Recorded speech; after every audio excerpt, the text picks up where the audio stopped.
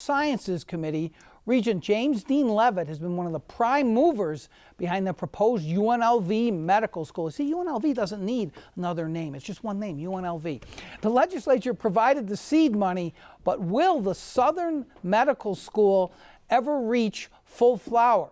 It's been on the drawing board. The legislature gave $27 million. That's what they asked for. Originally, it was $9 million. It went up partly due to the lobbying efforts of James Dean Levitt and others. And you know what? He's involved in something else, too. And joining me now to talk about that and a medicine of a different kind that he's testing, James Dean Levitt, welcome to the program. Thanks for having me. Let's talk about this medical school because I know a lot of people in Southern Nevada are very excited about it. I mentioned originally $9 million. It got bumped up to what you guys had requested, $27 million. Why was $27 million a magic number, Regent Well, Levitt? you know, it was the number because the budget that was put together by the School of Medicine, by Dean Atkinson, indicated that for the first year of the biennium, we needed $7 million, and essentially we needed $20 million. And the governor's concern initially was, would we be able to spend it all?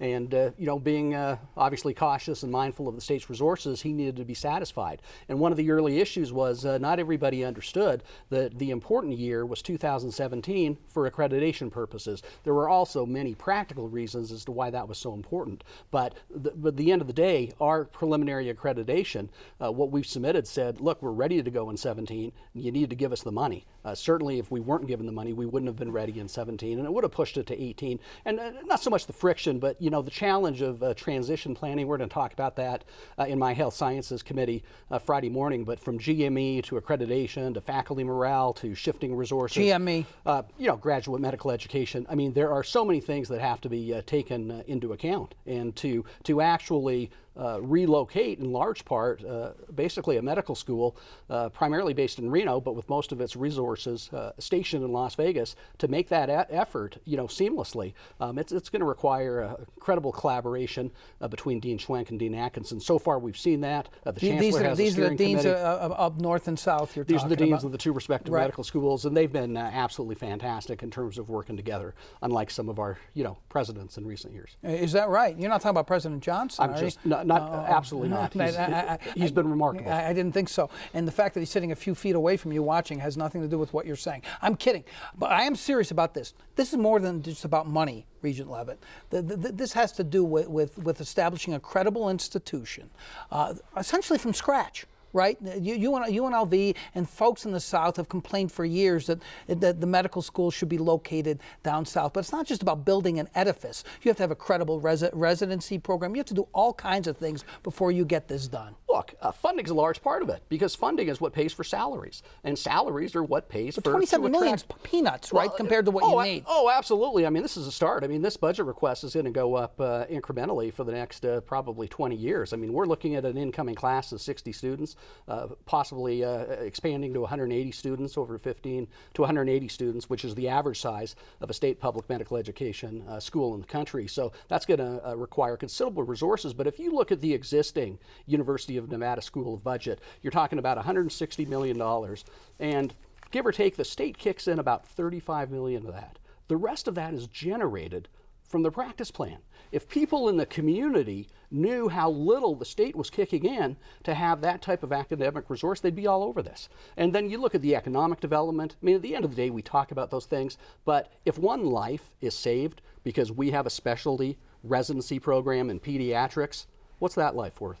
You mentioned the cooperation between the deans, north and south. There has been a little bit of suspicion, I think, for a long time in Southern Nevada that the north would never give up the medical school, that they would pretend to be cooperative maybe if the UNLV was going to start its own medical school, but eventually it would be a tug of war over resources. You don't see that being a problem? I'll tell you what, and this is why this story is so fantastic. I wish more people knew about it, but about 7 They're or 8, watching right now. You know what? Hopefully billions worldwide. Well, hopefully this is national because this is a remarkable story. 7 or 8 years ago, former Chancellor Jim Rogers and former Majority Leader Bill Raggio struck a deal. I have a memo that documents this and can certainly supply that with you. And what that said, in essence, was we're not going to have any additional professional school in the Nevada system of higher education for 20 years.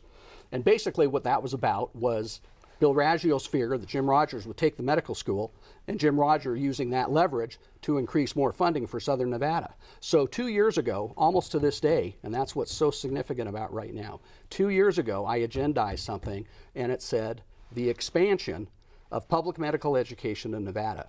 I couldn't even call it UNLV Medical Very School. clever. Well, there would have been wordsmithing. Well, not just wordsmithing, but the recognition that the existing UNR school was not a complete medical school. I don't think that memo between those two gentlemen, which unfortunately both have passed away, is a binding document, sir. Well, and I'll tell you what, but so what's interesting is you flash forward 3 months later, the first thing that we had to do in front of the full board was repeal the prohibition of not being any additional medical schools. So some were opposed to that, but they really weren't opposed to the medical school, right?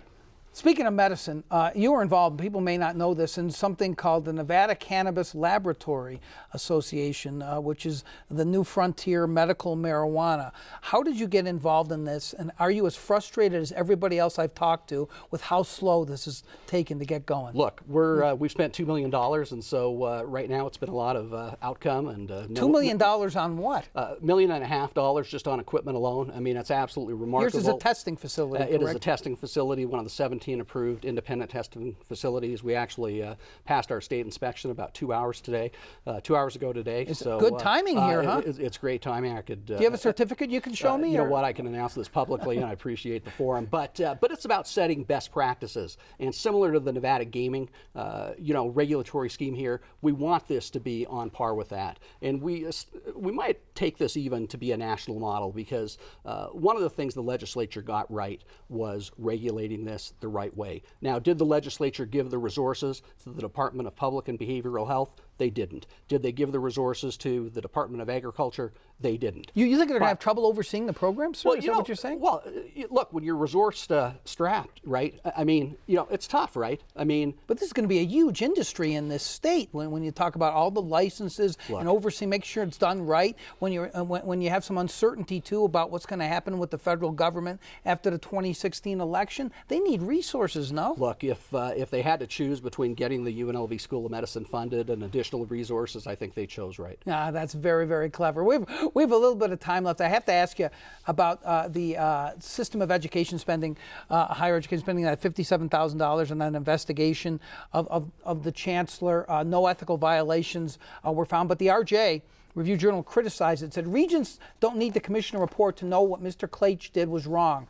That they did so says they had no problem with what Mr. Claich did, that they wanted to give themselves political cover. One complete waste of money has led to another complete waste of money, and taxpayers have every right to be outraged. This had to do with accusations that he tried to get a report that was critical of the community colleges sanitized. Are you satisfied? First of all, the Review Journal's been wrong since the very beginning. They had every right to ask questions, but they can't ask us to have an investigation and then criticizing for us hiring someone on the outside and paying for it. I mean, that seems a little bit two-faced. Are you confident that Dan Claich did nothing wrong? Well, I'll tell you what, and I'll come back here Friday night after we've discussed this as a full board, and I'll give you my opinion on that. I don't want you on the show again, sir. Well, you know what? Maybe next year. I'm kidding. I'm kidding. No, but in all seriousness, I'm actually not going to comment on that until the chancellor's had a chance to address the full board. I want to hear from my colleagues, and then I'll weigh in and give my opinion. I should let people know that we're going to have the chancellor on this program. I believe it's next Thursday, a week from tomorrow, and he'll be able to weigh in right here. James Dean Levitt, it's always a pleasure having you on the program. I will just say one thing. In my 11 Quickly. years with the chancellor, I've never met a finer human being and someone that cares more about higher education. So I'm eager to hear what he has to say about the investigation. I'm sure Dan Claich appreciates that. Thanks for coming on the program. Thanks I really for having me. appreciate it. Here's what we're working on for the next Ralston Live. The 2015 legislature